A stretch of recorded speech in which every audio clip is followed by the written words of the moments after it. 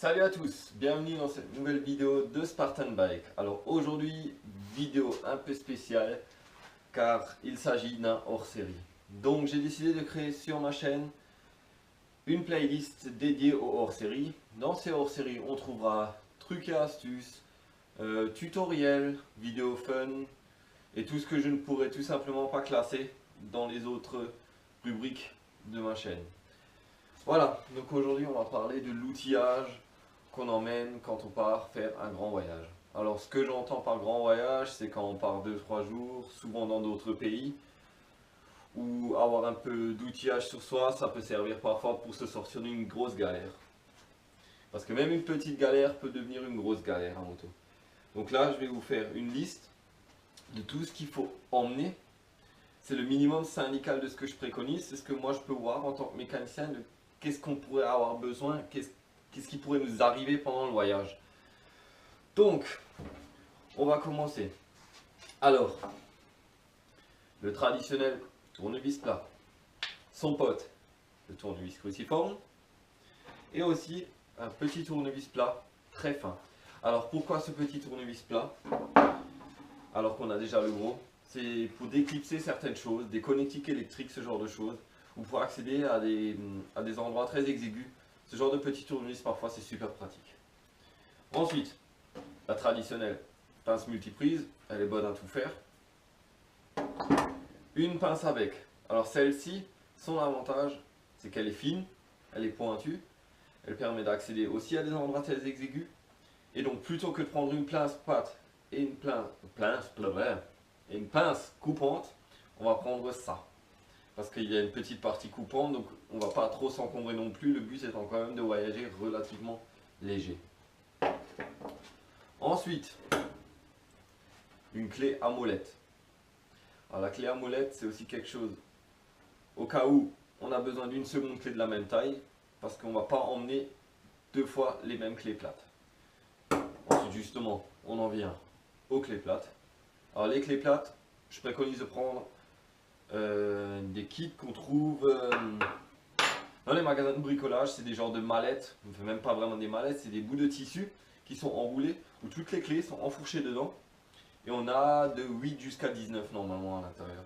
Donc si vous trouvez ce genre de kit, c'est parfait. Ça prend pas beaucoup de place et au moins vous avez quasiment toutes les clés qu'il vous faut pour sur la bécane.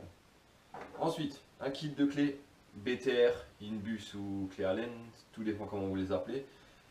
Là aussi, il y a moyen de trouver dans les magasins de bricolage pour pas cher des petits, comment je peux appeler ça? Ça ressemble comme à des couteaux suisses, on peut en sortir de n'importe quelle taille. Et en général, il y a toutes les tailles qu'il faut pour sur une moto. Le traditionnel Chatterton, toujours servir pour réparer quelque chose. Et aussi une clé à bougie. Alors la clé à bougie, j'ai presque envie de dire c'est obsolète parce que la clé à bougie, des bougies qui cassent en ce moment, franchement, c'est rare. Et c'est rare aussi de voir quelqu'un qui a une bougie de rechange sur soi. Donc ça, à la rigueur, vous pouvez vous en passer. Voilà, donc à savoir que maintenant, vous trouvez ça peut-être beaucoup pour quelqu'un qui est seul. Ben, je vais vous dire qu'en voyage en groupe, en fait, il faut répartir la charge sur plusieurs motos. Je veux dire, quand vous êtes à 4 et que vous arrivez à l'hôtel, vous n'avez pas besoin de chacun ramener votre gel douche. Arrangez-vous avec vos potes. Il y en a un qui ramène le gel douche. Il y en a un qui va s'occuper des bombes anti-crevaison et de la trousse de secours. Il y en a un qui va s'occuper de l'outillage et de l'huile. Et il y en a un qui va s'occuper de tout ce qui est confort, donc boissons, produits nettoyants pour visière, ce genre de choses. Donc voilà. Donc dans le prochain voyage que moi je vais faire bientôt, mon rôle à moi, ça sera de ramener des outils. Donc j'en ai profité pour vous faire cette petite vidéo pour montrer tout ce que j'estime être la base de ce qu'il faut avoir sur soi, surtout quand on part loin. Je veux dire, quand on fait une balade dans les environs de chez soi, c'est pas un problème, il y a toujours quelqu'un qui peut venir dépanner. Mais je veux dire, par exemple, si vous êtes parti et que vous êtes par exemple en Autriche, dans la montagne quelque part, un truc tout bête, une axe de roue se dessert, vous sortez vos outils, vous la resserrez et hop là c'est parti et vous évitez une grosse galère. Donc à savoir que cette liste, elle est non exhaustive, mais c'est ce que moi j'emmènerai si je pars. C'est ce que je voulais vous dire maintenant. Si vous voyagez seul, vous pouvez réduire. Alors, sur les motos européennes, vous aurez surtout besoin de clés de 10, de 13, de 16 et de 17. Ensuite, sur les motos japonaises, vous aurez besoin de 12, de 14, de 18, de 16 également. Mais sinon, pour tout le reste, il faudra emmener à peu près la même chose. Mais c'est surtout au niveau des clés plates qu'on pourra réduire fortement. Parce qu'en général, sur les motos, il n'y a pas 36 000 sortes de vis. Si on a déjà, par exemple, sur ma Ducati, si j'ai du 10, du 13 et du 16, j'arrive presque à resserrer toutes les vis qu'il y a déjà. Ce à quoi il faut penser aussi, c'est le fait que vous allez faire beaucoup de kilomètres pendant un voyage. Donc, il va falloir emmener de quoi tendre votre chaîne. Donc là, le plus simple, il n'y a pas vraiment de liste qui existe vu que pour chaque moto, c'est différent. Le jour avant que vous partiez, quand vous faites l'attention de votre chaîne ou quand vous préparez votre moto pour le voyage, ben c'est simple. Les outils que vous utilisez pour tendre la chaîne, vous les emmenez tout simplement.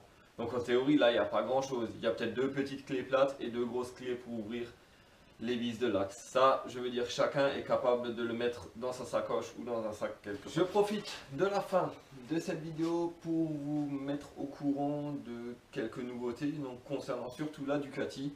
Alors, elle aura droit à quelques petites améliorations encore en plus. Bon, j'avais dit précédemment qu'elle n'était pas complètement finie, qu'il restait quelques détails. Ben, j'ai le saut de vent qui est en peinture, j'ai mes carénages arrière qui sont en peinture pour la finition. J'ai réussi à couvrir la selle. Plein de petites choses comme ça que je mettrai en photo sur Facebook. Vous pourrez aller voir, je mets le lien de ma page Facebook dans la description. Vous pouvez aller voir également l'avancement du projet Dirty Lily. Ça avance plutôt pas mal. Je ferai bientôt une nouvelle vidéo quand elle sera finie. Il me reste environ un mois de travail pour la finir. Et puis voilà, je vous remercie du fond du casque, comme d'habitude, de regarder mes vidéos. Soyez prudents, faites pas les cons sur la route. Et puis, on se retrouve pour une prochaine vidéo. Donc, n'oubliez pas, bike is a state of mind.